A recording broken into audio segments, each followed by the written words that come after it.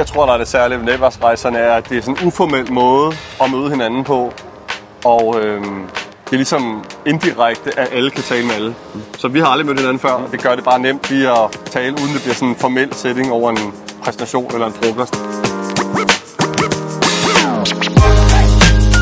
Tak for de gode samtaler, tak for de gode relationer, tak for de fælles oplevelser, vi har haft de sidste 2 dage.